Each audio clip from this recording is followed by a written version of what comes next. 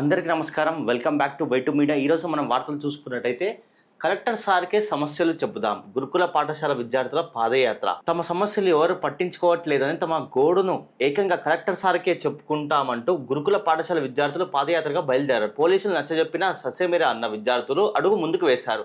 జోగులాంబ గద్వాల్ జిల్లా ఉండవల్లి మండలం పుల్లూరు గ్రామ శివారు అల్లంపూర్ చౌరస్తాలోని మహాత్మా జ్యోతిబా పూలే బాలుర గురుకుల పాఠశాలను 6 ఏళ్లుగా ప్రైవేట్ భవనంలో కొనసాగిస్తున్నారు. 5 నుంచి 10వ తరగతి వరకు 480 మంది, ఇంటర్లో 80 మంది కలిపి మొత్తం 560 మంది ఇక్కడ విద్యాభిస్తున్నారు. తమకు కనీస సౌకర్యాలు కల్పించామని 50 రోజులుగా మొత్తుకుంటున్నా ఎవరు పట్టించుకోవడం లేదు.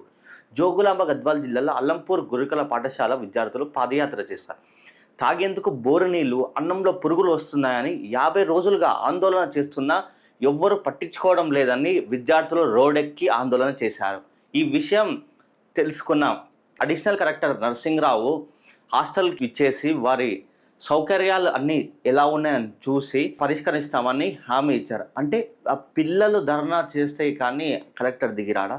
మరి ఇలా అయిపోయా. కనీస సౌకర్యాలు కల్పించమని విద్యార్థులు ధర్నా చేస్తున్నారు. చదువుకోవాల్సిన వయసులో ధర్నాలు చేస్తున్నారు. దీనివల్ల పిల్లల భవిష్యత్ నష్టమవుతుంది, గుర్తుంచుకోండి.